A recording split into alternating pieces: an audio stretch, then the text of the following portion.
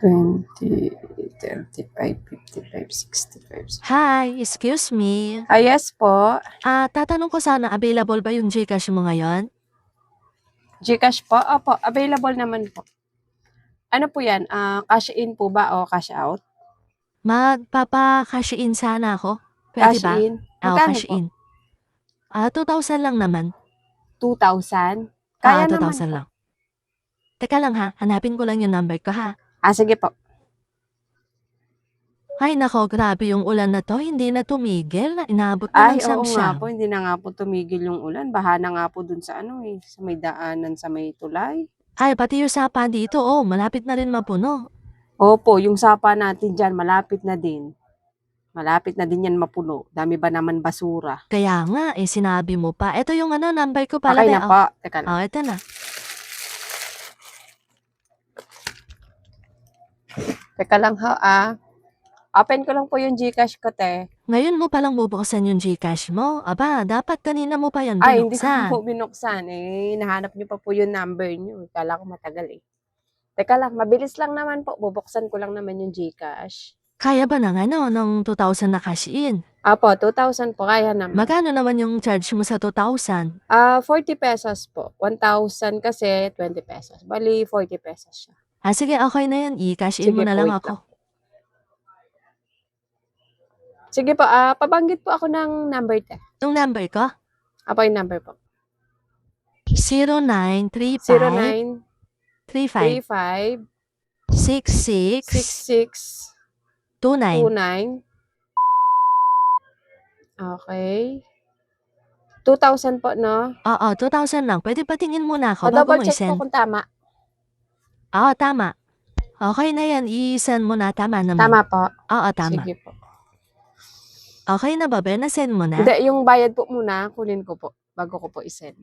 Pwede i-send mo muna yung pinapakash Hindi in ko? po. Bayad po muna bago ko po i-send. Ay, bakit kumukuha ka na ng bayad? Hindi mo pa nga nasisend sa akin yung pinapakash in ko sa'yo. Ganun po talaga. Bayad muna bago ko i-send. Hindi, dapat. Pagka-send mo, doon mo kukunin yung bayad Te, sa akin. Payment first po dito. Kapag nagpapakash in ka, bago ko po i-send yung padala sa inyo, magbabayad po muna talaga kayo.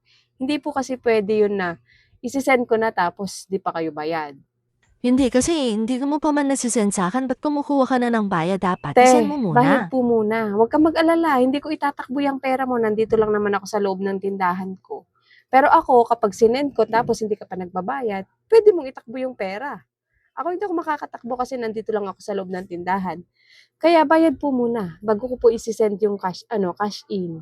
Bakit kapag ako yung nagka-cash out sa'yo, gusto mo, isend ko muna bago mo ibigay yung pera? Bakit ngayon ako yung nagpapa-cash in sa'yo, gusto mo bayad muna bago mo Ganun ako po i-cash in? talaga. Ibang usapan po yung cash out. Paano ako magbibigay ng pera agad kung hindi pa nasisend sa akin yung cash out, di ba? Iba po yun. Kapag cash out, mauuna po talagang isi-send bago kayo makakuha ng pera. Pero kapag cash in, mauuna po talaga yung bayad bago isi-send sa inyo yung cash in. Gets nyo po ba? Ay hindi, dapat kapag nagpapa-cash out ako at nagpapa-cash in, pareho lang yung gawin mo. I-send mo muna bago mo kunin yung bayad. Bayad po muna. Okay? Hindi, i-send mo muna bago mo Hindi kunin nga yung po pwede bayad. yun. Kasi bayad po muna. Bakit kapag nagka-cash out ako yung una nagsisend bago mo ibigay yung Ganun po pera sa talaga, akin? ate. Kukunin ko po muna yung bayad bago ko po isi-send. Ngayon, kung ayaw nyo pong magbayad, sa ibang tindahan na lang po kayo magpunta. Kasi dito, una po talaga yung pagbabayad bago ko po isend yung cash in. I-send mo nga muna yung pinapa-cash in ko bago ako magbayad. Te, gusto nyo po ba lumipat o hindi? Kasi kung ayaw nyo pong magbayad, pumunta na lang kayo sa ibang tindahan. I-send mo nga muna. Bayad nyo po, isi-send ko po. Ay siya, ito na nga yung bayad.